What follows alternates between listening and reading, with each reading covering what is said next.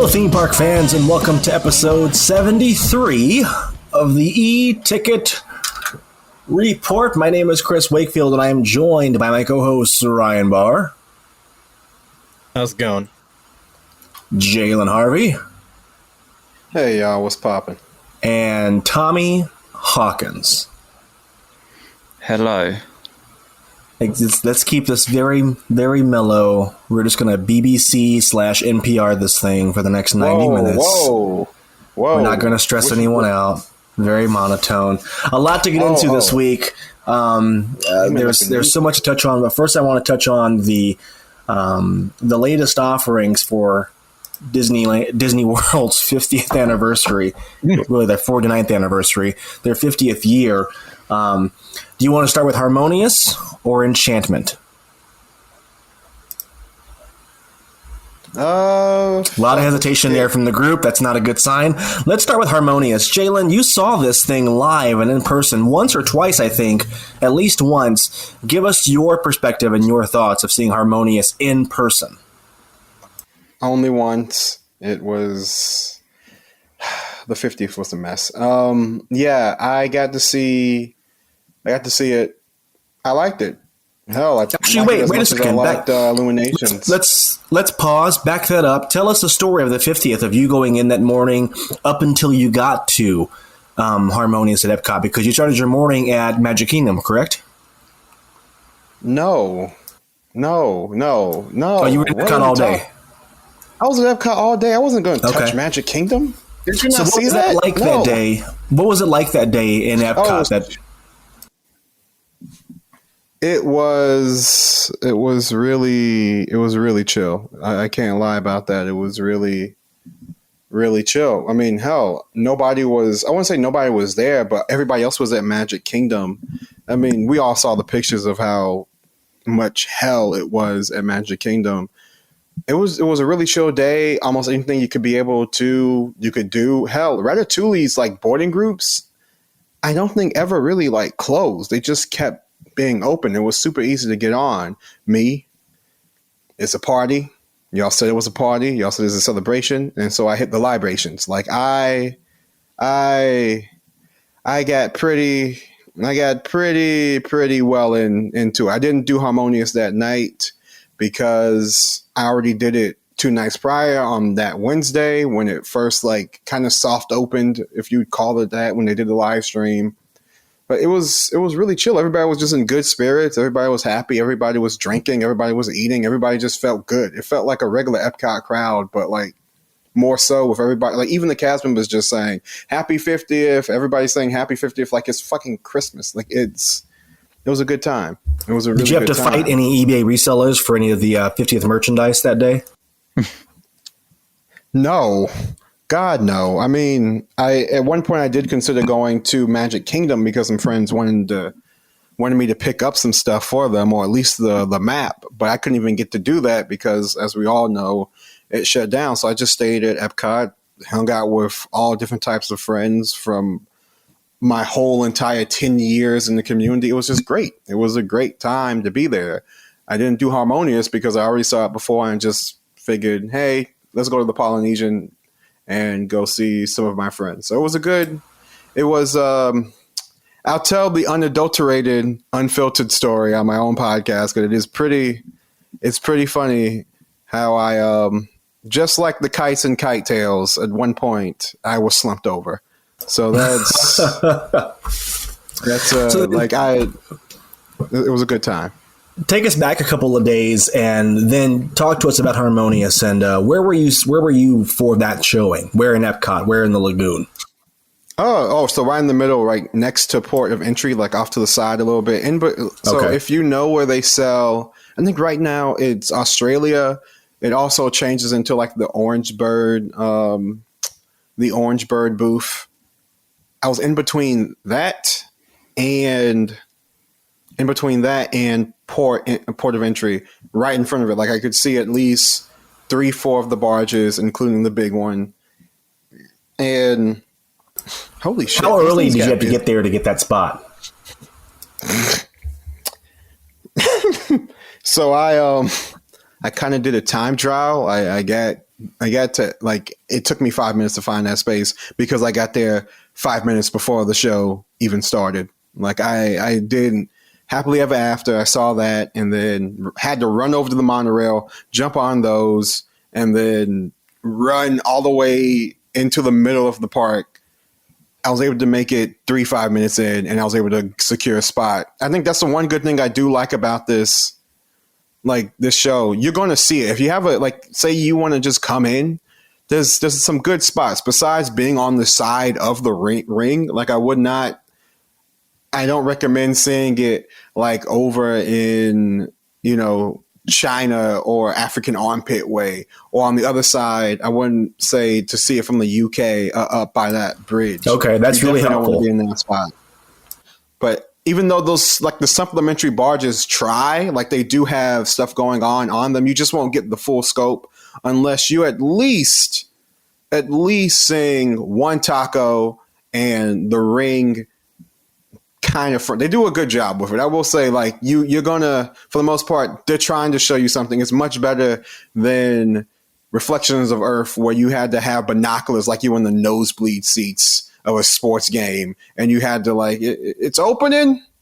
I think it's opening. I think I can see the Earth. It's a lot better than that. They definitely fixed that. As for what were your expectations for the show before you saw it? Obviously, what were your expectations? Because all we had seen was the concept art and a couple of small teasers. So, where were you mentally and emotionally heading into this before the show even started? I'll be real with you. One, I was trying to catch my breath. Second, I was thinking, hey, this show very much comes off like Illuminations. And I'm not talking about Illuminations Reflection of Earth, the one that's been running for 20 years. I was expecting exactly what we got. I was thinking of old school Illuminations where basically each country plays a song and they light up. And that's essentially what Harmonious is. Harmonious is just a Disney-fied version of original Illuminations. That's literally what it is. And that's the interesting thing, too, because one of the biggest criticisms we saw about Harmonious was people saying, oh, this isn't Speak Epcot. My biggest question was, well, how did Illuminations never mentioned Dreamfinder or Horizons or, World of Motion. So no, what are you talking about? No, it was, Epcot Forever was the first ever show that really did showcase Future World in the show.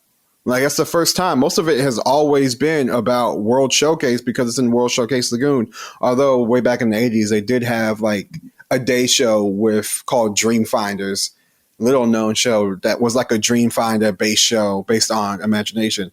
But that didn't really even last that long compared to how long all of the Illuminations went on. So it's basically a jukebox show. If you look back at the original Illuminations, there wasn't even a story to the original Illuminations back then. It was just we're coming around the fire, and basically the lagoon is a stage, and each country is coming out and showing what they got. It's like the world got talent. That's literally what old school Illuminations was, and that's literally what Harmonious is. It takes the same page out of that playbook. It's explicitly that. So I guess, I liked and I love certain segments. With any clip show, jukebox show, somebody is going to outshine somebody. There's certain parts that definitely are better than others. Most of, at least for me, the people of color sections, Arabian Nights, I loved because Arabian Nights for the first time was actually sung by somebody who was from the country, and Aladdin was being, aside from the live action movie, was being portrayed by somebody from that country. Same thing with India in the Jungle Book, which is way, way younger from way back in the day, even though we have got the live action ones, and just having the different art styles from each group. Hell, I liked how when they were representing the UK, they didn't really go with Britain. They didn't go with Britain. They went with the lesser known or maybe lesser represented.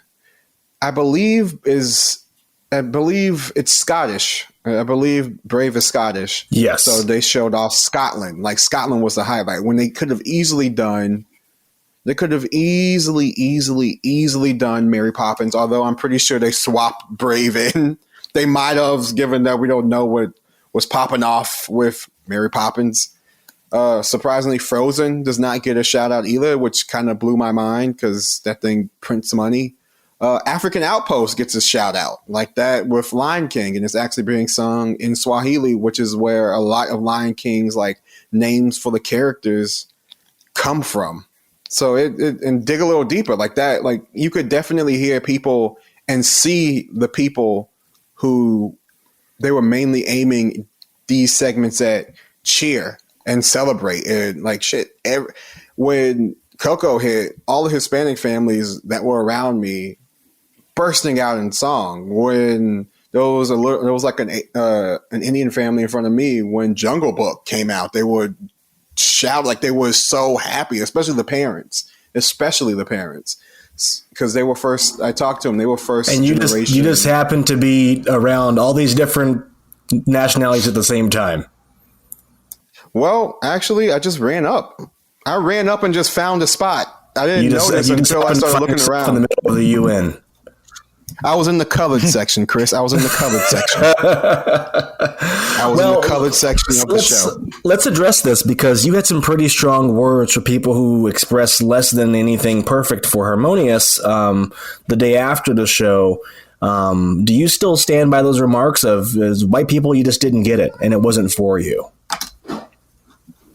I stand by it wasn't like predominantly for you thing because they were hitting different, like it's different from Illumination's Reflections. Let's just call it Reflections because there's like two other Illuminations. Let's just call it Reflections because Reflections was more like, it was more like everybody in the world coming together and we're all the same and we're all, you know, that kind of thing, as opposed to highlighting different cultures and basically shining the spotlight literally around World Showcase to highlight different cultures. And a lot of those were marginalized groups, and a lot of the louder set pieces were of the marginalized groups. A lot of this to me felt like Disney reparations. I know that sounds ridiculous, but like it seemed like Disney, like Zach Ridley and they went to these nations and they went to these people and be like, hey, our company screwed you guys over before.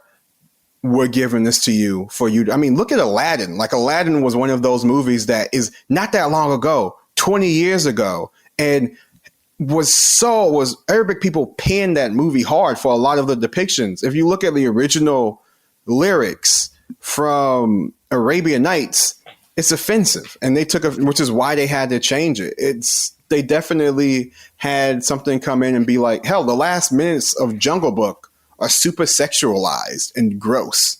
Like it's so gross, the last few minutes of Jungle Book with a little Indian girl. So it felt like a lot of this stuff was saying, hey, we want to do this show with all these characters and things like that, and we want to give you a seat at the table, and we want you to handle this. We want you to handle this. This is yours. I would just be careful when you say it was made for a group or, you know, we made it for these people. You kind of, and this is not your attention, obviously, but you kind of make it seem like it's tokenism. And we see this a lot in entertainment where, and I don't think the Imagineers sat down and said, we got to make something for these people and for those people, because the entire message of the show is the antithesis or is the exact opposite of that. It's not we're all these different segmented groups. We are all one. We are all harmonious. So I think if you were to ask Zach Ridley or an Imagineer, he would say, no, I didn't make, you know, the Tiana section for black people. It's more. It's funny you say that because I got to meet Zach Ridley. You did get to meet Zach Ridley.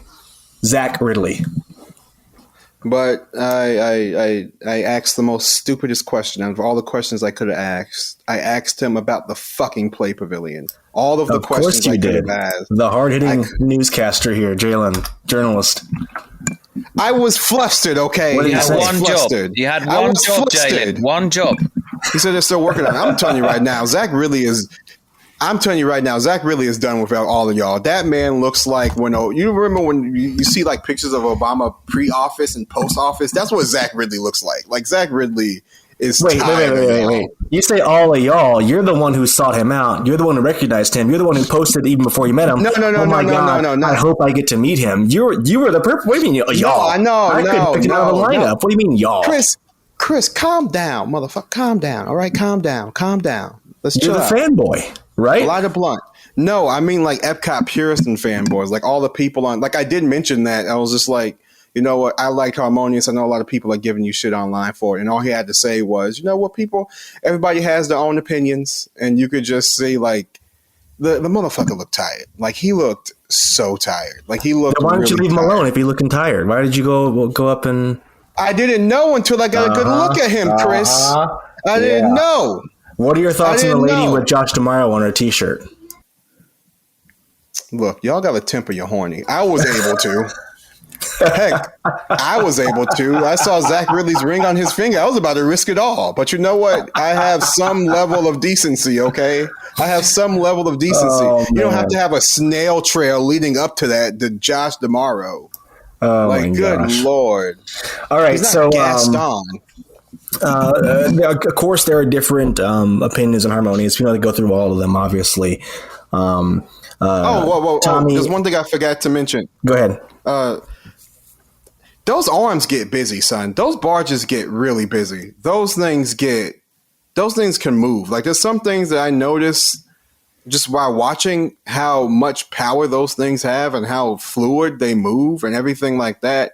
Those things, like when they spin around and shoot off fireworks, like that thing is crazy intuitive and crazy powerful. It's crazy. I understand why it broke. To me, it feels like Rise of Resistance all over again. Like it just feels like you have this great piece of technology, and then as soon as we use it, it falls because they only did like 2 or 3 tests, right? And then it was like a child in the middle of gym class, where just randomly you'll be in the park and it just one of the arms rise for no reason. While they were just testing it, it was, man, they should have just ran this thing more. That brings up Tommy, Ryan, point. and I watched this on a live stream the day of. And guys, give me your thoughts, because we watched the live stream, which apparently we're hearing now was incredibly flawed, had a lot of issues with it at the moment when we saw it. So give your input there. I'll go first if you want, Ryan. Well, we kind of commented it to each other, didn't we, at the time? We said, like, it's like what we're seeing isn't really a true picture, because it's one of them scenarios where you've either got to have one long shot getting everything, or you've got to know every single second of every play in the show to be able to capture the footage to how you want it. So we was kind of getting half a picture, like one eye covered kind of vibe, but I thought it was pretty good, what I saw. I kind of want to touch on the music a bit later when we talk about Enchantment, but to me, despite the fact I wasn't there in person, I could already tell that the music was obviously a massive, massive, massive part of the show, more so than anything. And talking for which show? For Harmonious, but talking generally from what we've from the 2 that we've had this week, they do seem to be moving towards a much more authentic, realistic kind of musical style compared to Disney of the 90s and early noughties, where it's polished, auto-tuned, plastic kind of sounding. So that was really good to hear. I really enjoyed that. And that was one of the highlights, it seems like, of Harmonious. And we'll get to Enchantment here in a second, but I think I want to get to some of the criticisms of Harmonious, because people loved, of course, the representation in the show, but there seemed to be that people had kind of, expected Disney to raise the bar from a technical standpoint, from a innovation standpoint, because that's what they tell us they do. That's what we give them credit for every time I do something new. And of course, there was a lack of narrative, an extreme lack of narrative. And 5 minutes into Harmonious, I said, I know what this is. And once you see the first 5 minutes, you get it. They're going to play the hits. The arms are going to go up and down. There'll be some fireworks.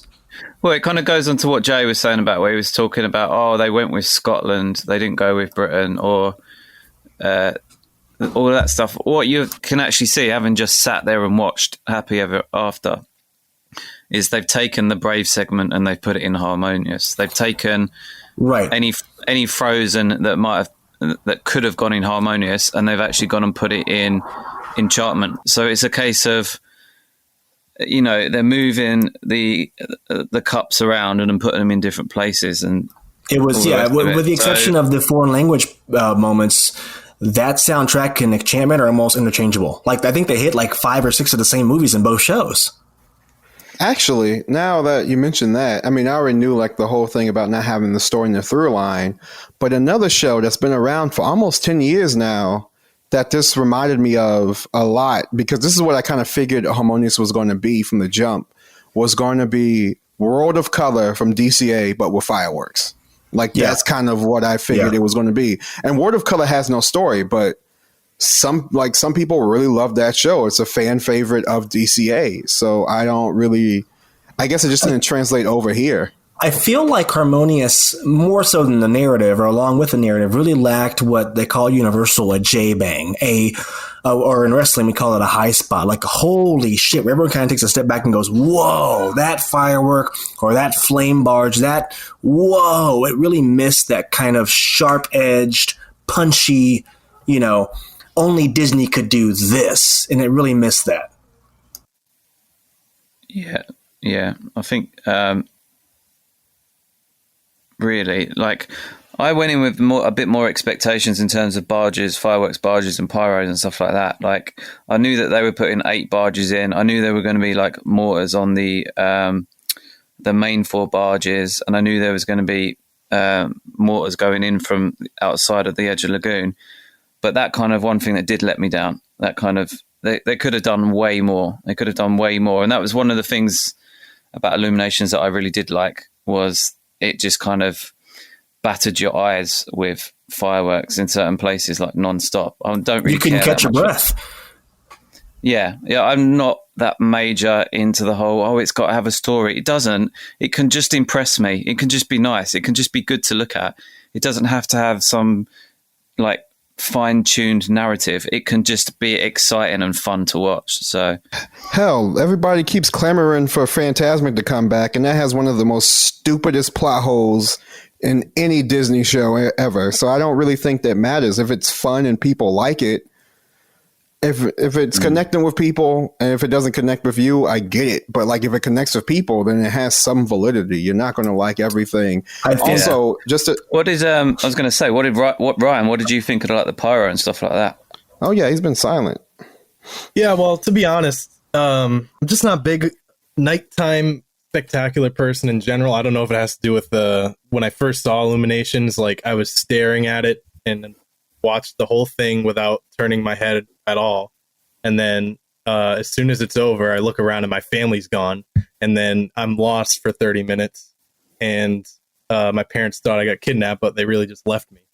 I don't know if that hurt nighttime spectaculars like in my brain or something. I don't know. You know what, right? I think that might have done it, mate. That might have done something. We're going to need to put you in therapy, son. We're going to have to get you into some. We're going to have to. I'll send you my therapist's card. She'll hit you up. Right.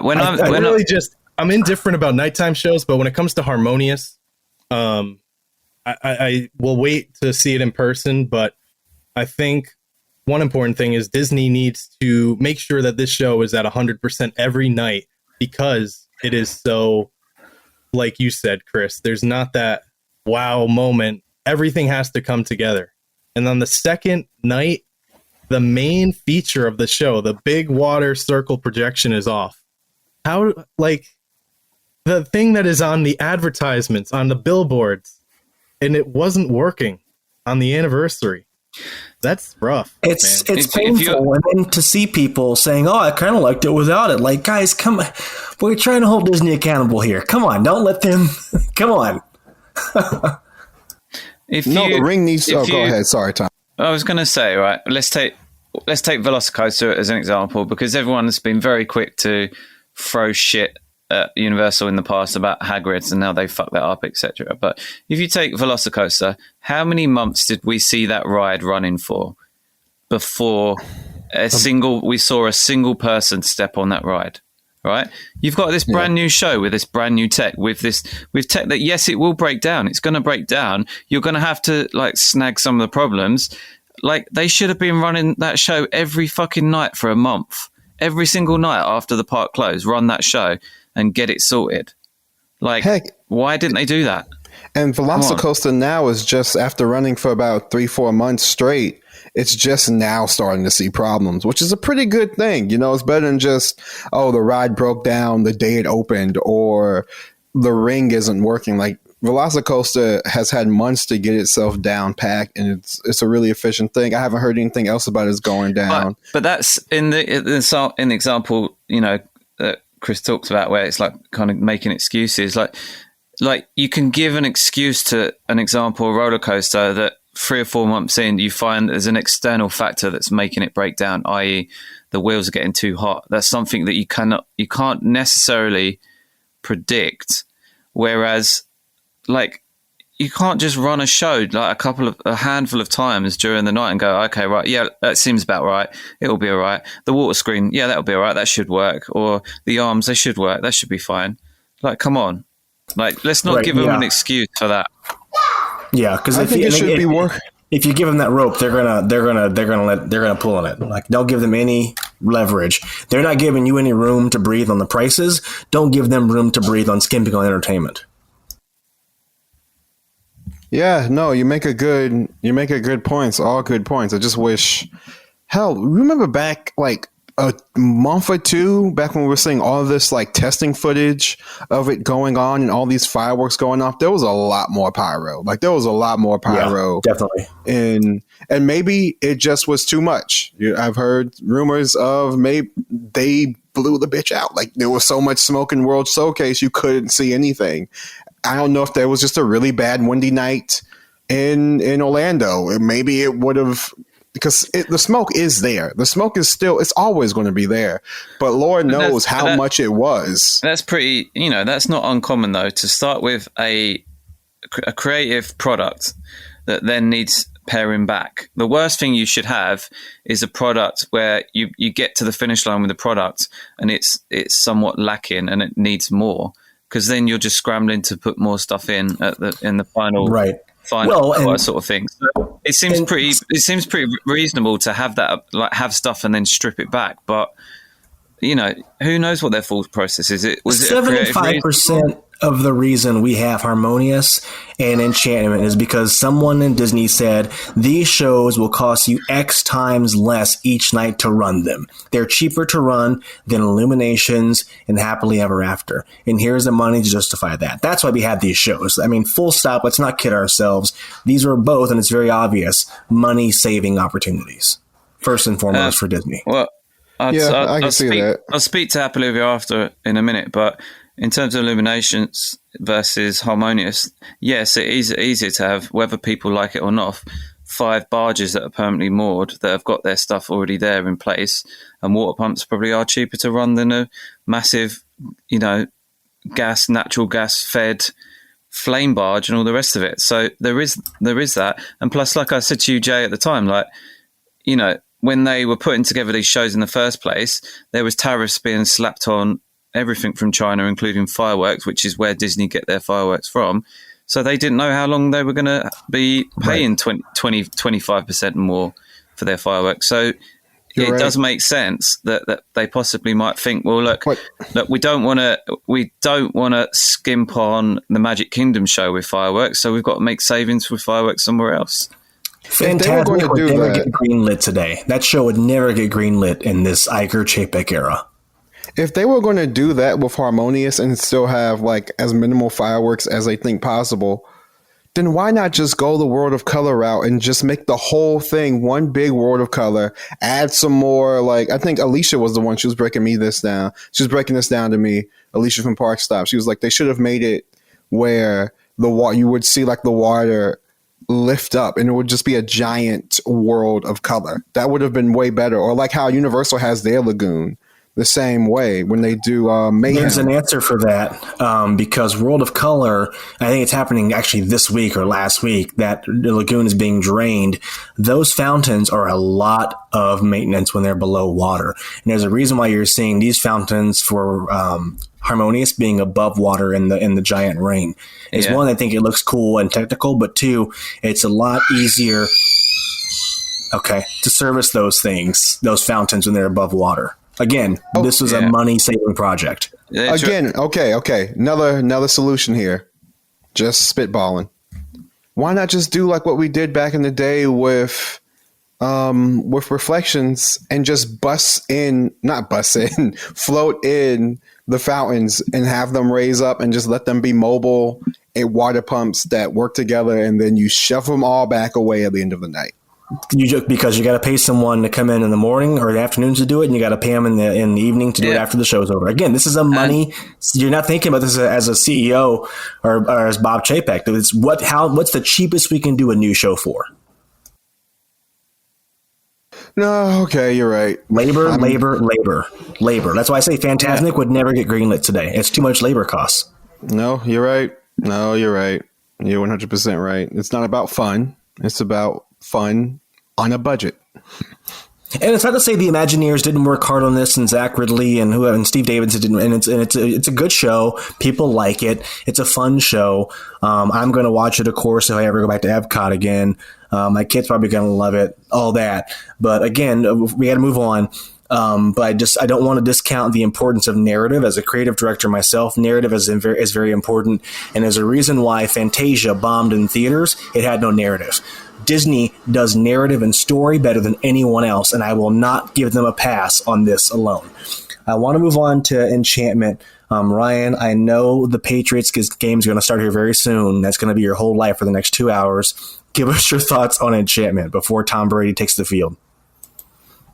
All I can really say about Enchantment is regurgitating what people on Twitter have said, because I didn't even watch that one.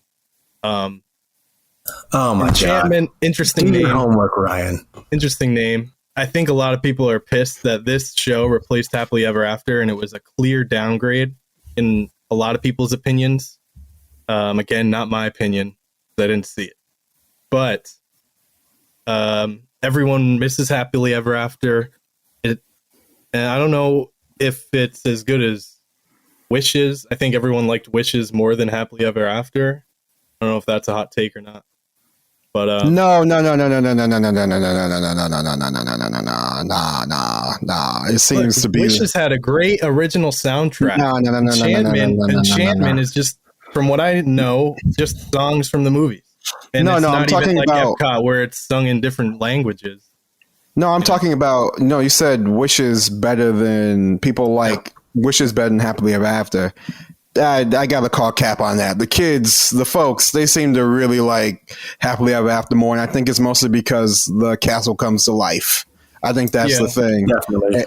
But what about the what about separating it? So you have the castle projection show and then Wishes like they used to do. Was that better than just Happily Ever After? I don't know. I think it was a mistake. Clearly, you had the next day people on social media posting a fake Disney announcement, and it spread like wildfire. Everyone's sharing this thing over Facebook.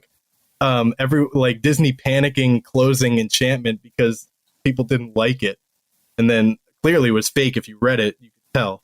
But just the fact that it got so much substance and so much, it just picked up so much steam from everybody sharing it and laughing at it and mocking this show. It was a fun day on Twitter.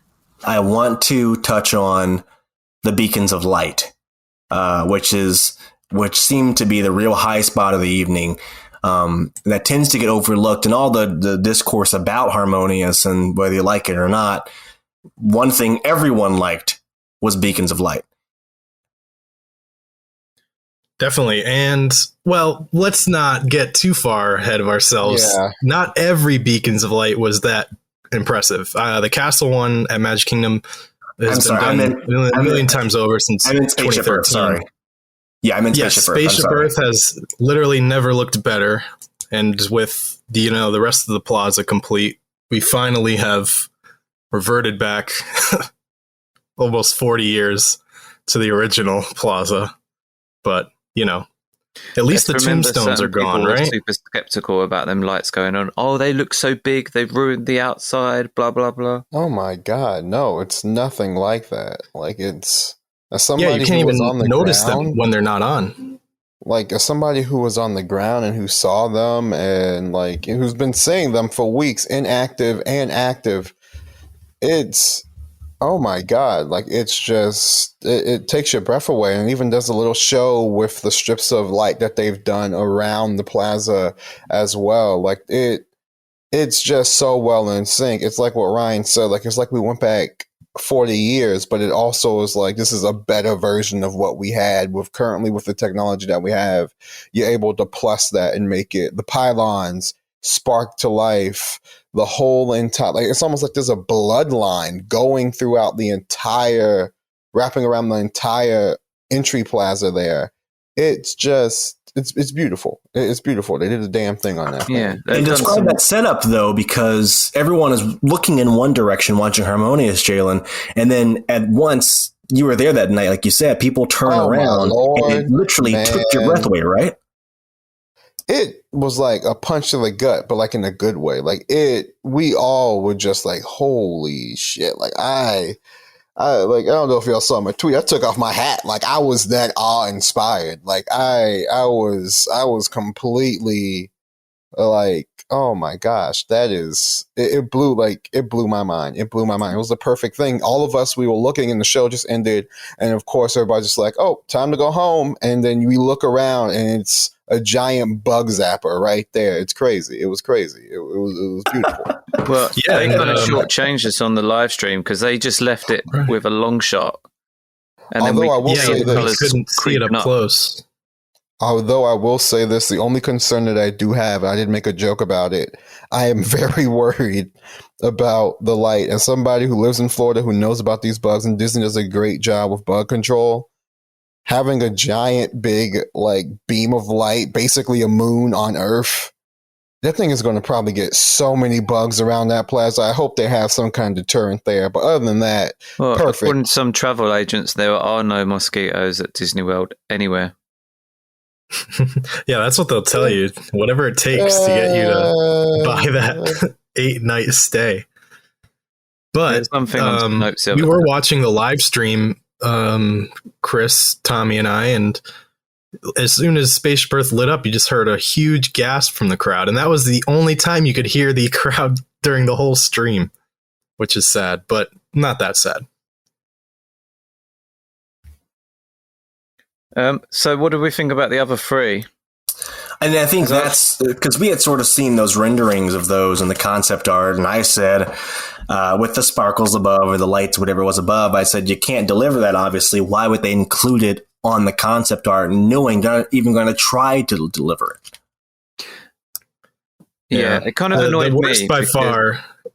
I in was my skeptical opinion, the of worst. the concept art. And everyone's like they kind of treated it like I was saying that the actual, what was going on, the buildings wouldn't be able to be pulled off. But I was just like, the other three look great on their own without that. So I just don't know why they bothered like overselling some bullshit. Like they didn't need it. They looked good as it was. So why did they need to? And someone was like, oh, it's concept art, blah, blah, blah. But they released that a month before it was going to happen. So they didn't need concept art. They could have just said, oh, this is what we're doing. And everyone would have been, that's really good. Yeah. For me, The Tower of after Terror looks like garbage to me. I don't know. I can't, from far away, it looks horrible. And you get up close, you still can't really make out what is supposed to be going on. I don't know what they were trying to pull off. Wait. I haven't seen anything from, well, I've seen like it from, I haven't been in person. That's the one park I did not plan on doing while at the 50th because nothing was really going on there. But again, I want to wait till I'm actually on the ground to look at it myself. I like how they brought it it's weird. They brought it to life in a way of like reverting it back to the 1940s. Like you can even see like the Tip Top Club up there. Hell, That's like about the only thing I could see, though. That's it. I mean, what you hear?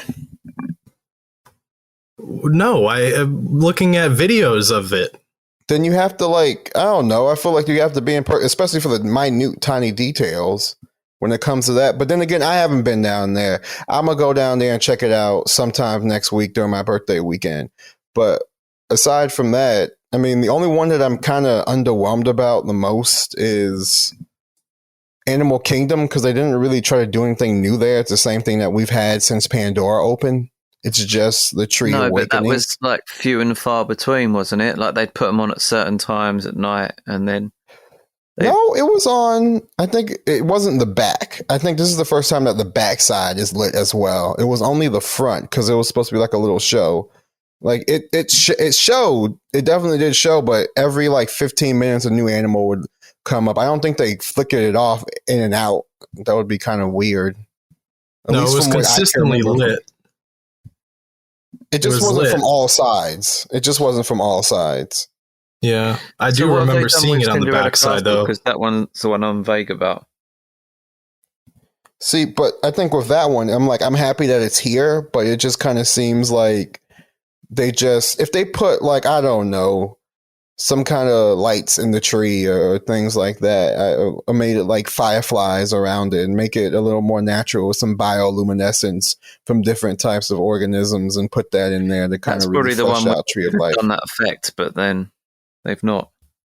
Back to Tower of Terror real quick, though. My point is, I saw a projection show on Tower of Terror, and it looks just the same. Like they didn't upgrade those projectors. And it's hard to project an image on something from so far away. There's nothing surrounding Tower of Terror where they can really set things up. Maybe the bathrooms, but there's no structures you can put projections. I think the projections on the Chinese theater and the wall, the big wall they built next to it, are looking far better. They just announced the return of Disney Movie Magic, which is exciting. So we're getting we're getting our nighttime show at Hollywood Studios back finally. But I don't know. The Tower of Terror is the least impressive to me. The Tree of Life, though, they should have never taken that away. Yeah. That's the best thing about it. And we're in an era now where everything at Disney, from the attractions to the food to the walls, are made for Instagram. Everything has that in mind, and that is in mind first. And it's clear that's what they're doing for Tower of Terror, where it looks good from far away in your Instagram photo. So, but I love the details of the Tip Top Club. I think there are characters up there that you can see moving around. It does look kind of okay. Well, people said that about Tower of Terror in California when they put Mission Breakout, and then now people love the look of that thing. And in the beginning, people were ready to revolt. So maybe it'll grow on us. But again, you got to remember with all these decisions, this is an Instagram resort now. And everything is about Instagram and how it's going to look on some influencer's timeline to convince everyone else to come. All right, I want to move on now. We got another new nighttime show. We said goodbye to Happily Ever After. Well, kind of. They moved it over to Epcot, essentially. And now we have Enchantment at the Magic Kingdom. And Tommy, you're freaking out about new launch sites for fireworks, right? Yeah. I kind of wanted to talk a little bit of some of the other things that I did like before going to that. But, well, like in general, like with life, like food? What do you mean? Tiana getting a proper segment and a statement that kind of said, look, I'm here in this park. I'm here to stay. This is it. Whereas before she had like 4 lines, little tiny projection mapping on the castle, last about 22 seconds or something. Now it's a full segment of song, full pyro. It's all synced. She's got a lovely intro from Angela Bassett, and then it moves on into another section, and that I really, really liked. The launch sites, the reason I like them is because they're actually doing other different things with the fireworks now, whereas before it would just be, here's a few little rockets off those buildings behind, and then here's a massive shell right behind the castle. And then if you watch Happy Ever After, it's the same thing. It's the same shell over and over and over again. The whole thing. They have like maybe one or two very slightly different effects, but now we've got the full, horizontal kind of rocket things rather than just one token one that we had on HEA. There's some things I didn't like. I didn't think the projection mapping on the castle was as effective as some of the Happy Ever After stuff. But like, honestly, for me, when you watch them, I watched one and then I watched the other one straight after. They pretty much follow the same format. You've got the duo song intro, then you've got a mishmash of IP. This one, the new one, seems to be a bit more modern and a bit more appealing to all ages, whereas Happy Ever After was more millennial sort of age group.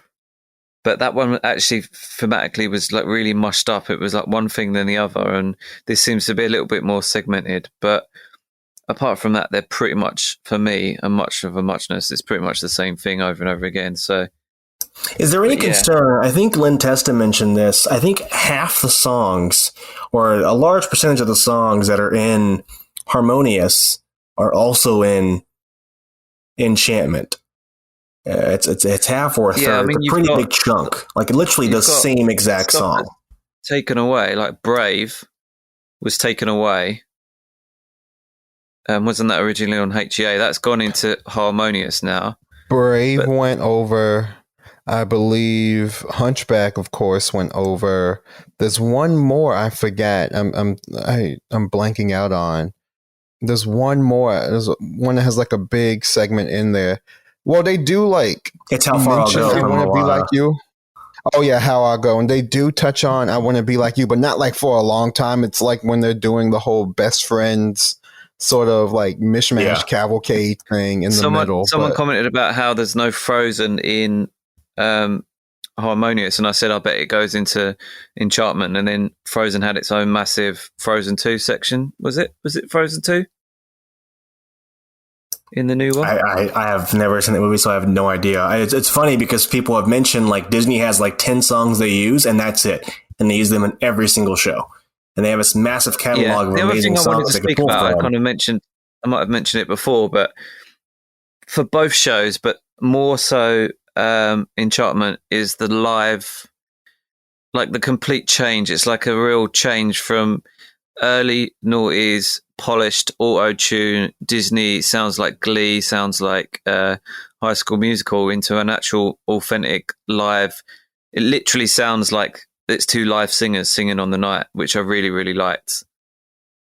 Like, I don't know if you want to, I don't know, I'm not so familiar with those artists that are singing on the tracks, but you guys might know a bit more, but I know they've got quite good pedigree in terms of who they are. I don't know who the chick is, but I do know the other guy.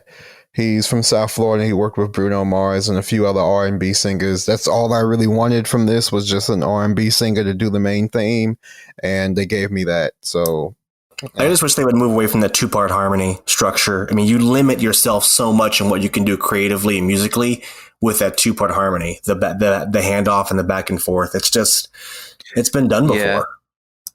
But again, that's kind of what I was saying about it's a much of a muchness. And I'm not going to lie, like I'll miss that first track from Happy Ever After, the Jordan Fisher one, because it just gets stuck in your head. So that to me will be missed. But I can see myself hearing that introduction song that they put in the new one a few times, and that will get stuck in my head as well. But if you pretty much if you were to put the two shows side by side, they've got the same introduction, the same middle section, and then the same like scary, evilly bit towards the end, and then probably pretty much the same finale. I don't think they're really that much difference. Well, actually, now that you mention that, that's kind of a lot about a few other shows too. Like World of Color does the same thing when it comes to having a really light moment, and then becomes really bubbly and happy and cute, and then it goes into the villains and something very dangerous, and then we roll into love, and then finally we roll into believe in yourself, all that. It was like as well, like slightly cliched kind of things, and to me they just seem to have moved away slightly from the obvious cliches. I'm not saying it hasn't got any, but like a montage of romantic scenes from a bunch of different stuffs, whereas this seems to be more sections of whatever IP it is, like clearly defined as its own thing. Even though it just kind of seems like, I think what a lot of people are pissed off about this, and maybe this is something that we all, or a lot of people get pissed off, is that it doesn't really celebrate any of the legacy of Disney World, and it's probably because this thing is going to outlast the 50th, or they're at least going to try. That's the thing I would say, is that people are disappointed, but their expectation is that this show was purely for the 50th, whereas actually Chapek's gone, look, let's just update Happily Ever After and make it more about the Disney that we've got now, not the Disney that we had 15 to 20 years ago. And that comes up with Disney doing a show like Disneyland Forever, which served that purpose out on the West Coast. So they had set a precedent for fans of going, look, we do look back. We do honor. If there's ever a time to look back at honor. Too. Yeah, it's on the 50th. For the 45th too. Yeah, it's weird. It's just, I mean, I knew of Harmonious. I didn't expect that because this was supposed to be like the replacement for like Reflection. So that makes sense. But I think with Enchantment, if you just wanted to do an updated HEA, then just do that and incorporate Main Street. Why make a huge thing and add Enchantment as a tagline for it? No, but that's kind of what I'm saying about how it's like when you look at it. I implore anyone to watch both, but watch them one after the other, and you can see the datedness. And I'm not saying Happily Ever After was dated and boring and irrelevant, but you can see the difference between the two, between the company that we've got now and the company that we had. And it may well be as simple as Chapek's like, well, look, that was Iger's legacy. Now I'm in charge. Let's update it and make it more about what we've got. I don't think Chapek had one finger in this, in what songs and how it was orchestrated. Chapek said, how much is it going to cost a night? All right, good. Go make something. Period. Dash. No, you guys give Chapek way too much credit for stuff. Let's make a show that reflects the Disney company that we've got now, not the Disney company we had. CEO of a massive media conglomerate does not get that in the weeds. Yeah, I guarantee want to say, I got to agree with Wakefield on this because, again, if we keep blaming Chapek for everything, we're going to let Josh. I'm not saying it, but I don't blame him for going, let's update it a little bit. He could easily say, just update the show.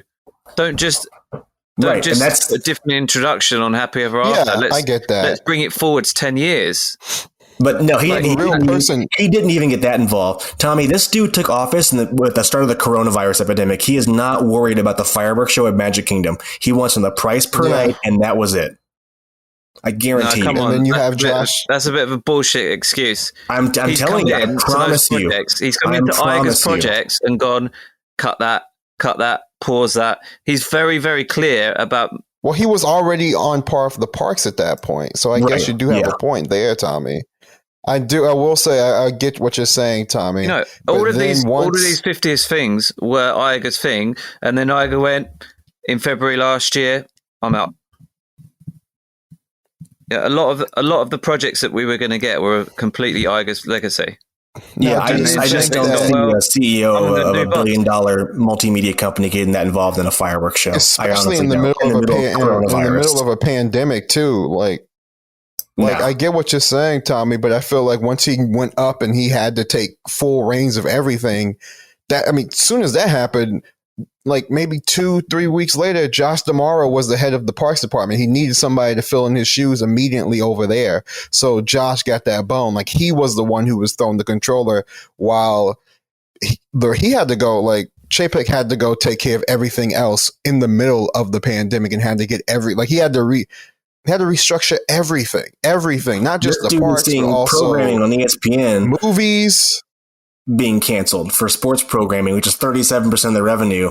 There's no more sports on TV. What do we do? That's what he's worrying about. Yep. But we're talking about last year, where I'm saying that this project has probably been put together in the past 6 to 9 months. So yeah, but if it's 6 to 9 months in, wouldn't that be more of like Josh D'Amaro's baby? Because Chapek's already in like full swing doing his CEO thing with everything else. Like, yeah, I think he definitely came down. It says, can we update the show to make it about what we're doing now, not what we did 15 years ago? I can see him having that. There's no creative. It's not like he's getting in the weeds with the creative team. He's just saying, please update it. This is what we're doing. This is Disney Plus. This is what we're doing. Okay. Bring it to 2021. Take it away from 2014.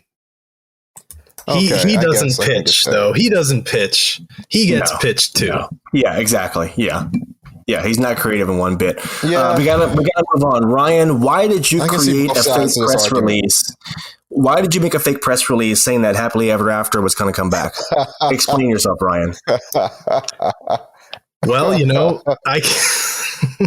it is astounding how much headway this meme got. I mean, it was a viral meme, and probably as many eyes saw it as the same amount of people who watched the Enchantment live stream. There's a lot of people who voiced their displeasure with the show, and I think in about 2 weeks we'll forget about it. So the question I want to know is, when they cancel Enchantment and its successor comes along, what are they going to create for that? Because there's going to be another one exactly the same. Well, I mean, I feel like I feel like they just have HEA on somebody's flash drive, and they're going to slap that back in while they scramble to put something together or fix, Enchantment. The one thing I will say about when it comes to these live streams, Disney probably shouldn't have done it, because these are things that weren't developed to be seen from YouTube. If you really want to go, that's why I'm not talking about Enchantment. I said it seems like they've set it up for the fireworks to look amazing, but then it made the projections look really dull and boring. And then the photos that were coming on Twitter, they was really bright and colourful and vivid, and it just didn't look the same on the camera. Definitely, when it comes to nighttime spectacle or anything theme parks, really, they're not designed to be viewed secondhand from somebody's iPhone or from the secondhand, of a major media corporation who probably should have known to frame this a lot better. But here we are. It was just ludicrous how they. And again, I'm pretty sure the creators of these shows definitely felt railroaded, and that they were thrown under a bus and completely caught off guard, because they developed this thing and it wasn't developed to be viewed from the computer. They don't do that. They want you to go see these things. It's the whole reason why they make you pay a goddamn ticket price to go see these things. Yeah, and to add on to that, what does Disney get out of live streaming these nighttime spectaculars other than negative PR? They don't make any money on it. Unless it's YouTube ad revenue, which is literally pennies for them. It's just a bad move to live stream these nighttime shows. Universal doesn't do it. Why? If you're not even going to live stream the opening of a new ride, then why bother doing a nighttime show? I'd love them to live stream though. Desperation bookings are down. You were saying something? Live stream cocktails. But see, that's the thing. It looked worse. If that was they failed at that. If that was their main goal was to try and to get more people to book, it went really bad. They didn't even put as much effort into these live streams. At least for the Epcot Forever one, they had a whole pre-show with hosts and interviews. They didn't do anything for this. They just showed us. I can tell you, again, as someone who makes content and sells content to companies, and you want to create content, obviously, to put on social media so you can gather more viewers, more eyeballs, more emails, more marketing you can give to them later on. So it's all about building a customer base and building an online base. But this reeked of desperation. Disney has built out an entire almost TV studio to go live from Walt Disney World whenever they want to. They have cameramen, they have directors, they have lighting. So they have the infrastructure there to go live now on social media whenever they want. So you're going to see them do this more and more. You're going to see them not using their unearned media as much and relying on ABC7 and stuff like that, or the Orlando Sentinel. They're going to go. This is advice we as consultants give to our clients. You go right to the customer yourself. Don't rely on someone else to tell your story. You tell your story, and that's what they're doing with this. It backfired a little bit, but the live stream for Enchantment was hosted by is it the Good Morning America host or one of them? Yeah, it was. Yeah, and then the next day they had. They had all the she did footage segments of like the next morning. Cosmic Rewind and everything else. But so that was part of the bigger strategy there. What happened to just showing some and giving somebody just the taste of it? You know, you give them the taste and they'll come back, or maybe they want to check that out. Don't play your whole hand on a shitty way of playing your whole hand. Like, good Lord, save something. I think asking Disney to be subtle was out the window now. There's no more being subtle with Disney. No, and it was on the eve of the 50th anniversary. 50 years ago, it would have been broadcast, right?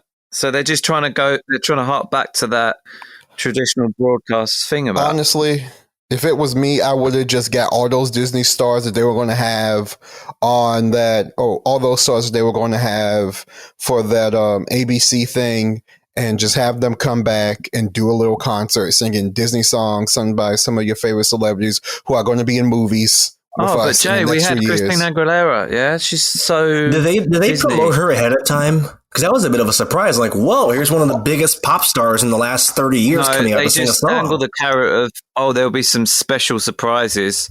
The special surprise was her, and the fact that the two Bobs could stand being next to each other on the stage. That was it. Well, given that it was Christina Aguilera, whose whole entire stardom started over at MGM Studios filming the new Mickey Mouse Club. Yeah. And then she went on to be filmed in the China Pavilion doing the main song, The Reflection, doing the R&B version of that. But they've been dining out on that song for so long.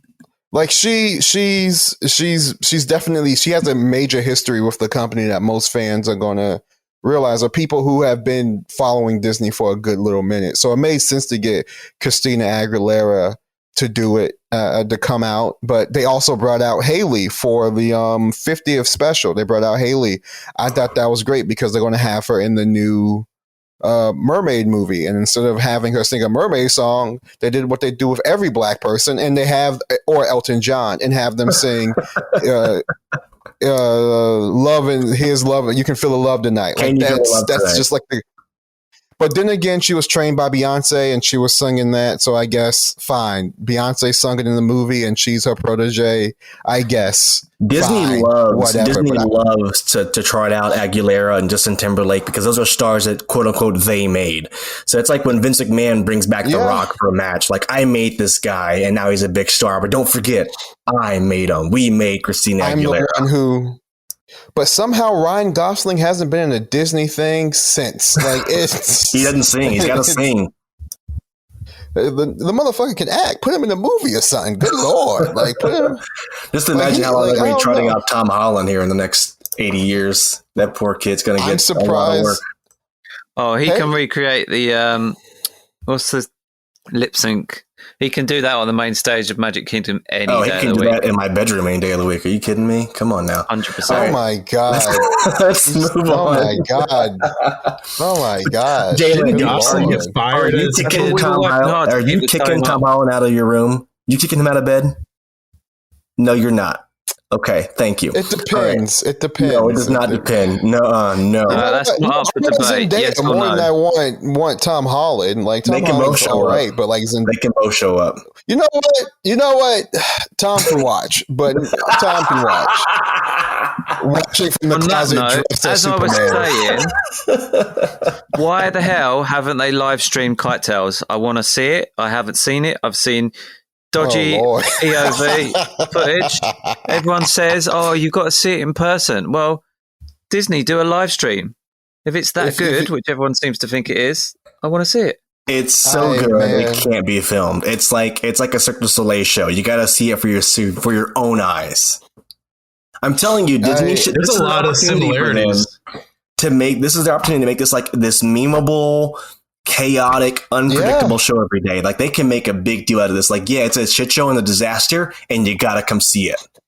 So that was like something that when I mentioned the last time, I was talking about hooking it up with Tailspin. It was only because Tailspin's just a humorous cartoon that's just silly. When those things crash, you haven't. I would love, and a lot of people don't hear. For 1 year. Nobody knew about Song of the South for a good little minute, and now people are crying over it. It was mad racist. That's the only caveat. But aside from that, people love their attraction, and kids didn't even know about it, and they still love their attraction. As long as the IP on it fits the IP, fits the project, and is actually fun and can be something fun and humorous, who the hell cares where they get it from? Anyway, I would just love to have cartoon sound effects when those things crash. Like, I want to hear the Hanna-Barbera sound effects when those things like hit the ground. Like, I want to hear like the Kabong sound when El Kabong. I know it's a whole other company, but like, I want it to, like, if it looks silly and if it's going to be this silly, lighthearted thing with some of like your silliest Disney characters, like you have Baloo, you have King Louie, you have, Timon and Pumbaa. The only person who has some kind of reverence is Simba, but aside from that, everybody else is really silly characters. You have Crush out there, you have Squirt out there. These are silly sidekick characters. Thanks for Make this like a Saturday night cartoon. Everything about it. Thanks. Well, I couldn't. No surprises now. Thanks, Jay. But Spoiler alert. Y'all watch everything else on the internet without going to see it. Spoilers been gone, baby. But anyway, yeah, no, I want to see it in person, but this looks like that memeable show, like Wakefield said. Add some cartoon sound effects to it. Add the Wilhelm scream. Oh my god! My leg from SpongeBob. Like, make this so cartoony and stupid and dumb. Like, make this so dumb and stupid and lighthearted to the point where like it's something silly that people look forward to see. It's a lighthearted. You would pack the stands with this thing. I'm dead serious. You'd have to do 2 shows a day. All right, Star Wars Galactic Star Cruiser. We have some dates now. Rooms go on sale October 28th, I believe. So in just a few weeks. The price has not budged. I think they're on sale right now for Club 33 members. Yes. Club 33 in Golden Oak from now until tomorrow. And then starting the 7th to the 9th, you have DVC and annual pass holders get their shot. And then the 12th to the 16th, Disney Visa card holders get their shot. Man. And then the 21st to the 26th, you have eligible travel agents get their exclusive. And then whatever's left is for everyone else on the 28th.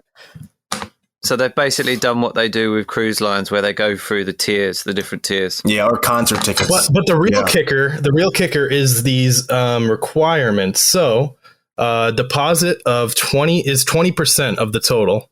And the remainder is due at 90 days before your arrival. 50% penalty for cancellations between 30 and 90 days. 100% penalty at 30 days beforehand. No. And no date changes after it's been paid in full.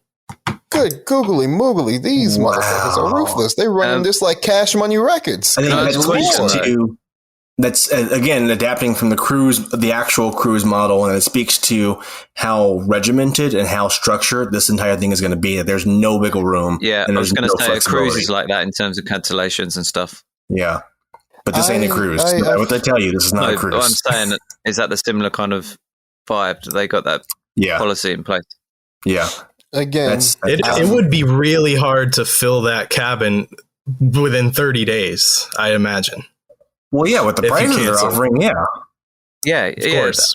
Yeah, so what's the point of? Well, I think they're just like, oh, well, this could have been for somebody else, but it's not. Well, I don't know. Sometimes I get that. I get that because at 30 days out, if you cancel or try and move, they're not going to fill that spot because someone's not going to have that money.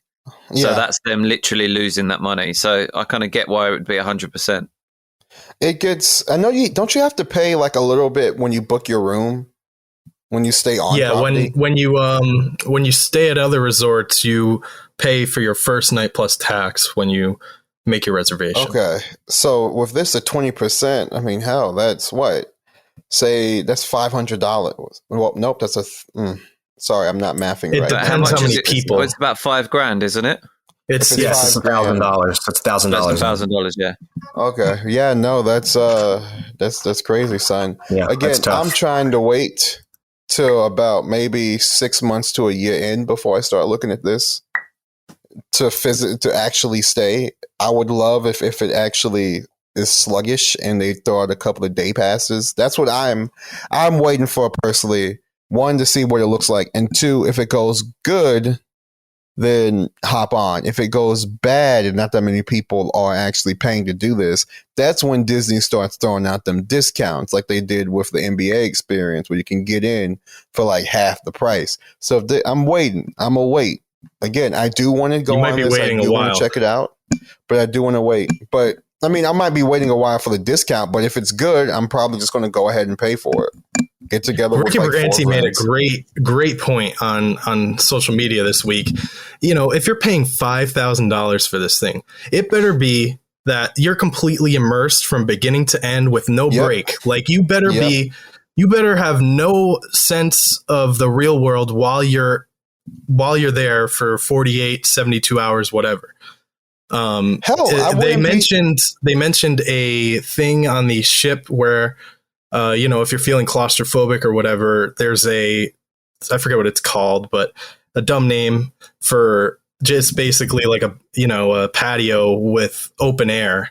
They say, you know, it's a ship simulation of a Earth or whatever, so you can feel like you're outside. That's cool. But how are they going to do this thing with the buses?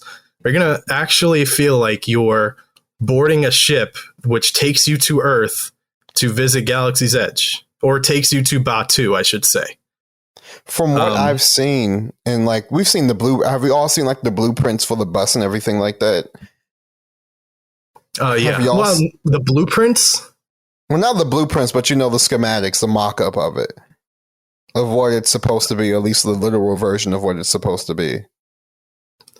No, I haven't. Okay. I've seen shells on backs of trucks coming to property. That's about it. So essentially, you're supposed to have, of course, DJ Rex's model of droid driving you. But from what looks like, at least from what I've seen, is that it's trying to create some kind of motion that makes it feel like it's using the movement from the bus, but it also makes it feel like you are on a ship. So I don't know how that's going to work out. I got to go on the thing. But it basically looks like it looks like it's wrapped around with one big block in the middle that has those effects in it, and that's where all of the power for it comes from. I don't know. Again, you got to go on this thing. I really just want to see it and see how everything's done. Yeah. It better feel like a ride. It better not feel like a bus. Like it better feel like you're in zero gravity, you know, flying. It needs to feel like the transports that you go on for Rise of Resistance. That's exactly what it needs to feel like. Have you seen the space elevator for Space 220? I've been on it, sir. Yes. Maybe it's more akin to that, possibly. I meant you have that. You have the space transport. You have the Harry Potter train. So I'm imagining it'd be a mix of those. But yeah, it's not going to be difficult these days to slap a couple of 48-inch plasmas on the windows where the windows would be, is it? Yeah. Nah, I'm pretty sure that's and again, all it is. I want to warn people, this is a lot of money, and I'm seeing a lot of people who say they want to do this, and that's great. I'm just telling you that, look, we're headed for an economic downturn pretty soon. There are a lot of leading market indicators out of China that are not very promising.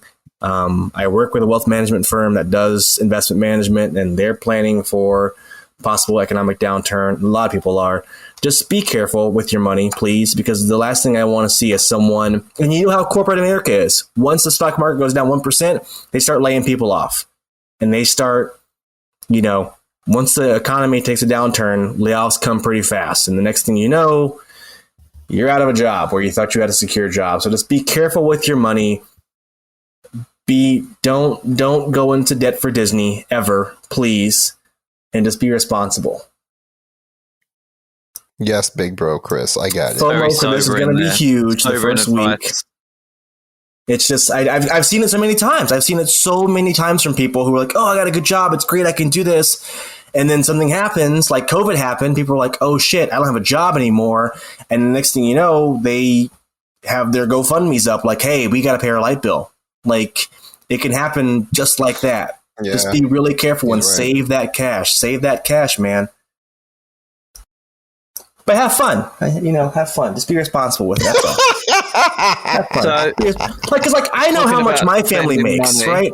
Like, we're a 2-income household. Both of us professionals. We make very comfortable salaries, the very comfortable living that we have. And I look at that price and I go, I can't afford that. There's no way in the world I would. That's our entire entertainment budget for like a year or almost, or half a year for 2 nights.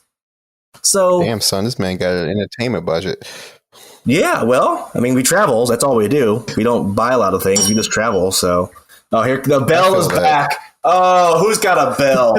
That was Ryan. Oh God. Of course, it was Ryan. All right, we're gonna move on. So talking about large sums of money and what you get for it. Let's start with the Japanese. What's the name of the group? Oh gosh, I can't pronounce it. Hold on, let me pull it up. Some Japanese drummers, some African drummers, some pianists. It's Matsu. There's some stuntmen. Mm. It's all coming back. Well, it's not all coming back. We still have Phantasm. Oh my God! Yeah, well, actually, really, that one. I want them to work. That is Ryan saying a Japanese name with an Italian accent. Yep. I really appreciate those drummers though. Like that, do you see that old guy? He's ripped. I would love to look like that when I'm that old. It's funny because when you walk to the park and people are not expecting them, they bring crowds to a stop. People are like, whoa. And people stop where they are and watch those drummers every time. That's true. Yeah. And another one, the African bands are coming back too.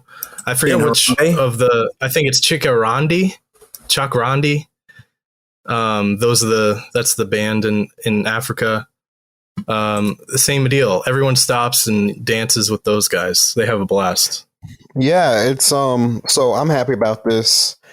I'm hoping that this basically means that Animal Kingdom is going to be open at night again more. Because a lot of this stuff is at least with the African bands in Harambe, it's tied into the storyline of the nighttime safari, where when you get off of the safari, you're supposed to hear they have music piping in, and you was like, oh, there's a celebration going down in the square, and it's just such a good reveal to actually get down back into the square of Harambe and see everybody having a good time. I mean, so many people have a great time seeing those guys, seeing the acrobat. Hearing, oh my God, that one woman can belt. Like it's just. It does make me wonder why they don't just put them in the what's the theater? The Ride. What? No, what's the show? The show. You mean Lion King? Yeah. Why don't they put them in the Lion King show building at night and make it like a headline act, like a proper full-on stage thing? The one thing it's in a rough corner for nighttime. I think it'd be tough getting people over there that side of the park at night. It's supposed to have like that nighttime street performer kind of vibe to it. So I think it makes sense why because it's very minimalist in some of the aspect. Like it's very minimalist with them out there playing. It's not a lot like a huge amphitheater. This is something that's supposed to walk by, stop, maybe grab a drink and a snack and watch for a bit and then trail off about your night. Yeah, no, I get that. I'm just saying at the moment they haven't got a nighttime show. So if they kind of pivoted to live music and had a couple of different options. You could wander around the park, you could wander into the Lion King Theatre, you could go to the street show and have some atmosphere in the evening rather than just... Well, don't forget, Tommy, you are the magic, so you entertain yourself, okay? Oh yeah, that's the phrase. You are the magic. You know who I miss is at Animal Kingdom. I miss the guys who had the whistles and the soccer balls who came out. Those got people really hyped up. Those guys are awesome. I wish they came back. Oh, you mean the acrobats? I think so. They were like break dancers. I think. Yeah, they came out from they had that new traditional food African place. garb. Yeah. Yeah, no, it was Harambe has good, always a good time. Bring with those back guys. I'll miss that. I'll miss that Oh Animal my Kingdom. god, I forgot all about Divine. Bring back Divine. Wait, what was the other one? The Is it bamboo one. Burundi? Burundi. Or something? Burundi. No, The bamboo. Is that it? No, the band. There was the band that everyone was really upset because they got rid of. Yeah, Burundi. I think you're right. Maybe that's the one I was thinking of. I'm glad that people miss them and they're coming back. Heck, when I went to Epcot, I heard that most of these performers came back. Some of these performers, like the bands, they can play elsewhere, especially like the Canadian band. Like a Canadian band can play basically anywhere in Central Orlando. Same thing with the British Invasion or whatever was going on to the UK. There's just a cover band. So they can definitely go to like some Talking place about else. the British Invasion, that's a good segue point there, Jay. Well, also, you mentioned the Canada band. They're back too. Alberta Bound is back. They're really good. I like them more than Off Kilter. I put that on my mom's. I like them way better than Off Kilter. I did not like Off Kilter like that. Off Kilter's for boomers. Maybe I was drunk though, so put that as a consideration. Everything sounded good at that point. But Tommy, when can you Brits return? Entertainment, guys? Tommy, when can the British return? The travel ban is almost lifted. It's not lifted yet, right? It's November, so it's 3 weeks away. This is why we're getting so many announcements of entertainment and stuff coming back weeks away, because we're like Europe and UK will be back from November. Are you trying to take credit for the Japanese band returning? Is that what you're saying? Oh my god! I'm saying Disney are tight asses, and they know that when 20 to 30% of their guests come back, it's worth them spending 20 or 30% more on entertainment budget. What's the demand like over there with you all? Because obviously here when the parks opened back up after a 3-month closure, there was a big surge and it calmed down a lot. But what's it like over in England and over in Europe? In terms of going to the States or just demand, like, I got to get back to Disney. I really want to get back. Are people like laissez-faire about it? Or they're like when cruise ships open back up, people were pounding at the doors like, yeah, let us back on these ships. Let's go. No, when the demand is there, when I rebooked my vacation, my Virgin Holidays is like one of the major travel agents for the UK. When I rang them up, whatever you call them, the travel agent that I spoke to said, no, people, they're rebooking to further dates, but they're adding an extra week. So if they had 2 weeks worth of vacation booked before, they're adding to make it a third week and stuff like that. Wow, that's huge.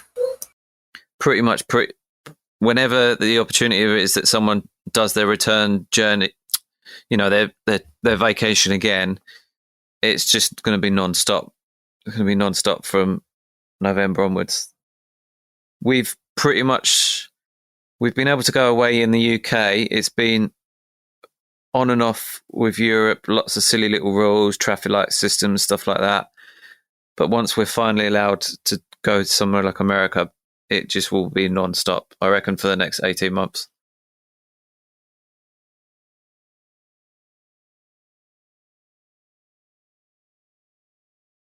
Well, that's good. Dang, I thought my internet cut off with that silence. Same, I had to go. Yeah, no, I'm glad that y'all are able to come back here. I hope our other friends can come back here. I hope the Brazilians have taken this as a great time to reflect about how their kids come down here and cause a bunch of ruckus. Hopefully, I love Brazil. I'm just going to say it. They've just I don't mind like them as adults. I don't really mind adults. It's just the teenagers are, of course, teenagers, and they don't have their parents around, so it's just it gets I think messy. everyone remembers the first time they were cut in line by a Brazilian teenager. Like, we all have that moment of like, what? Wait, what? Excuse me? And almost one to just like this, but oh my gosh, so Is it many a bit times. like a telling culture where they beg for forgiveness, they don't ask for permission? Oh no, they just fake like they can't understand what you're saying. Or my friends are up there. My friends are up there at the very end of the line. They're up there, and I have their diabetes medication, and I got to get to them right now. Excuse me, bye. Whoa, that's a pretty big lie. I've never heard that before. Oh, I have heard. Okay. My friend is up there, and I have her medication, and she just blew right past us all. Like, Show me the front of the line. Show me the insulin. Break it out. You just see Wakefield right there grabbing the chick's insulin, puts a little bit on his tongue. All right, you can go. This is the good stuff. This is the good stuff. This is the good stuff, like it's cocaine. If you're going to do that, you might as well steal an iPad, right? Yeah, exactly. Oh yeah. Okay. Jeez, here we Who go. wants to tell this story? Get This your is one plaid of the. waist jacket on. This is something that I'm just okay. Before I get into this, Disney screws over all of us all the time. They scam us all the time. They do all types of things. They treat us any kind of way. So, but when I say this, don't get mad at me. Disney kind of deserves a little bit of dicking down themselves. A guy found he stole a guest relations iPad. I believe, was it a Brazilian or was it just a foreign? Do we have like a specific like nationality for this person? No, it wasn't. That wasn't specific, I don't think. Well, an international guest basically stole a guest relations iPad, and with his friend's Magic Bands and with the iPad, he was able to get on any ride he wanted quick. They were able to just modify it. He is getting scam of the year for me. That is, I think it was domestic actually, because they didn't actually charge, and I think he worked for some travel agency. It's all a bit sketchy. Like Disney didn't charge. The iPad was just returned. It was something to do with the travel agency. I don't know. It's all. I would call that more finesse than I would a scam. Well, you know what? Yeah, okay. I feel like that's in the same body of slimy griminess. He was being a scoundrel. And was he being a scoundrel? Was he taking his clients or other guests to the front of the line with him? Yes, I believe that's it was his whole party. Yeah, that's the kicker. Yeah, he was faking like he was faking like he was like a tour guide or something along those lines, and that he could get you into the parks and help you skip the line. And so he had the iPad on him, and he would just rig up a bunch of different things. I'm guessing Reignite FastPass Plus or whatever bypass that you had to do, and get anybody into anything that they wanted. Get them dining reservations. There's no Fast Pass, so you just couldn't just put on a Magic Band like it was a regular Fast Pass, because there's no Fast Pass right now, right? No, there's not. I mean, the only way that you get a Fast Pass is if something bad happens to you while you're on the ride and they give you a re-ride. So I think that was his number one mistake, was trying to say like, oh, I can get you on every ride, and overusing it as opposed to saying, hey, let's just get you on the one or two big rides while we're here, and that's all I'm good for. Like that would have he's been an astronaut trying to get a hookup. Yeah, he went a little. He got power crazy. I get it. He didn't get charged or anything like that, right? So he just got off scot-free, I'm guessing. Yeah, that's that's the thing. When you get kicked out of Disney, they can't really, even if they trespass you, they can't charge you with anything right there unless you come back. So this guy, his last name is Carletto, and then his boss's name is Tony. So I think these guys are in the mafia. What in oh my gosh, that's a I think that's a different type of mafia I've ever heard of. I didn't think we had the mafia down here. Disney mafia, bro. We just have cartels down here. We don't have mafias. We got cartels and gangs. But yeah, scoundrel of the year. It was interesting. In the news story, officials said that the investigator at Disney who found this guy has dealt with the boss, Tony, in the past for the same issues, but couldn't provide further information on the guy. And they couldn't find out how they obtained the iPad. And they admitted, well, their story is that they didn't steal it from Disney property. They had it somehow came in their possession off Disney property, which probably saved them from being criminally charged. Now, there's something, because they can't prove it. If he's done this before, it has to be some kind of level of money insensitive. So how much do you think he was charging these people? Do you think it was like Lou Mangello prices? Well, he works for a larger tour company called A-Class. That's what it says in the press release. But I can't really find much about that. So it might be like a local thing, maybe like a backdoor like iDrive or 192 ticket booth kind of deal. I don't know. Oh my god! If it's like that, then I imagine if they've not charged Remember someone those or things? something like that, Remember those? they're probably investigating whether it's someone within the company passing it on or something like that. They would have had to either get the hookup or somebody wasn't looking during guest relations. They sat it down and he looked down there and he said, "Self, we can get the come up." And he's, "Self, you're right." And he grabs it and runs. Yeah, exactly. All right, let's move on because I really want to hit this before we leave because we saw, what is the name of the Disney Plus show where they ripped off the Tower of Terror graphic from the YouTuber? Behind the Attractions, I believe. Behind the Attractions, that's what it is. Yeah, I don't want to say it wrong. And the YouTuber, whose name I'm forgetting also right now, James, Art of Engineering. Art of Engineering makes these amazing videos, so well detailed. It's like he has blueprints of the rides almost, but he creates them himself with no help from Disney whatsoever.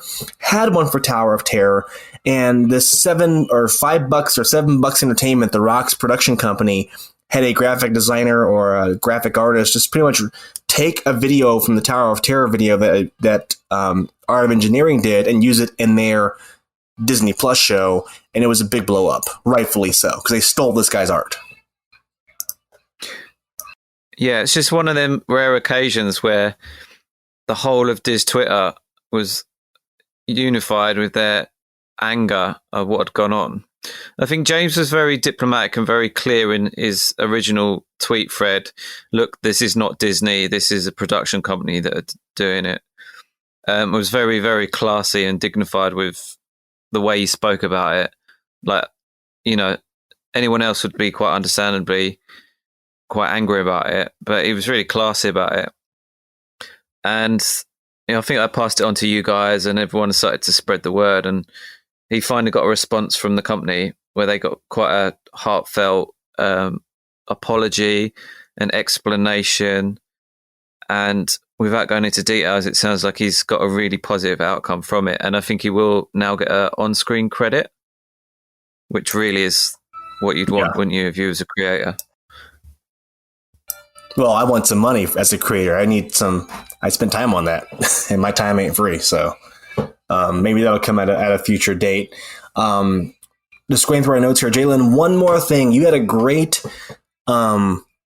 observation about the lights that are now new, beautiful lights that are under the monorails, under the old monorails. Fast and Furious lights. And you're on mute if you didn't know, Jalen. Oh, shit, fuck. Okay. Oh, sorry. There we go. You're good. Anyone? Anyway, I don't know who they went to. I don't know if they went to West Coast Customs. I don't know if they went to Los Santos Customs. They went to Dom Toretto's garage. Come on. I don't know if it was like Exhibit was like, "Yo, we're gonna hook you up, dog. We heard you like lights." Ludicrous. Like oh my gosh! Like I really do not hope somebody who Disney is black thing. is running the monorail. It's just a Disney thing to put new lights on your old monorail. This is like something that you would see a dude who is big into race culture, and he has his 1998 rusted out Honda Civic, and he puts gold 24-inch spinners. He has them spinning on this rusty bucket of a car. Like it's literally putting lipstick on a pig, and although it looks cool, that light is showing me all the cracks. I know when to dodge now. Like that's the only good thing about these lights besides they look cool. It's like, yo, I can see that part's just about to fall on me, so I'm gonna move out of the way. Like Again, they're gonna find you really quick when it breaks down, though. Everything Disney did for the 50th was all on Instagram. Yeah, you get red and blue flashing lights so they can see it. Yeah. Is it like the pull over hazard lights like on a car? That would be hilarious, right? No. But like, go ahead. Go. No. I mean, well, wait. I thought they were going to at least evaluate how much it would have cost to bring in new trains after like it was like 4 or 5 years ago where a piece of a monorail literally fell from the track and went through somebody's windshield in the Magic Kingdom parking lot. Like, it could literally kill somebody. I thought they would have at least, considered. But it sounds like they were in talks with having a contract, and then they've demurred on it because was it Bob Hur or someone that went on record and said, Bob Gurr said something about it. Bob Gurr. Yeah, and oddly enough, we haven't heard anything from Bob Gurr since then. That's suspicious. I mean, I think Disney shut him up. No. They said they told him if he says a word, they're going to send a vial of Corona his way. They know Bob Gurr don't got a lot. Bob Gurr. They knew damn well Bob Gurr wasn't going to make it out. This is just what I'm saying. Like, it's the same thing with the alligators. You knew these things were happening. Guests are, I wouldn't even say guests are dumb in the sense of the monorail, but even then, let's just say a guest leans up against a door. It should be able to hold them up, or if they just touch or lean on a window because they're tired at the end of the day. You have to take in the fact that guests are, if they're not stupid, they're too. So, like, think about all of the worst things that could happen. Just like with the gators, it took them to fence it around. We know in Florida that if there's water, it doesn't even have to be a large pond. A gator will get into it. There's a gator in it. If it took a kid getting 8 for them to finally do something about that. So hell, those probably gators swimming in river country. Real talk. Like, they probably had some of those guys over there chilling. That's where they got the alligators for Splash Mountain from. Okay. I'd also like to mention, like, Disney had plans to make these monorails fully automated, which probably would have increased the capacity, of course, less room for human error. So no accidents. But they completely gave up on that after they realized these things are so old, it would cause more havoc trying to implement this automated system than to even just let the pilots keep driving them. So they're literally going to drive these things into the ground until they can't repair them any further. It's going to take someone getting hurt. Like, it's going to take an accident. It's what's going to have to happen. Not just getting hurt, getting maimed. Like, people have been hurt. People have been stuck for hours in the heat with heat exhaustion. That's getting hurt.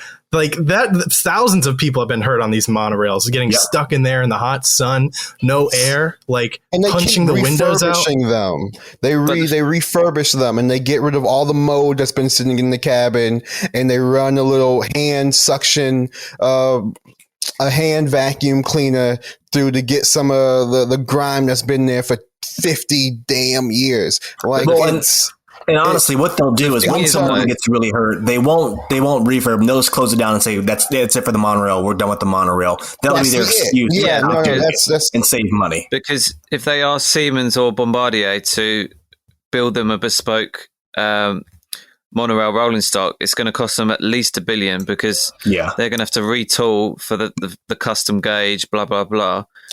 When my prediction is they'll just build a Skyway to replace it. But here's the thing about the Skyway. The Skyway can barely operate 6 months out of the year because it's Florida.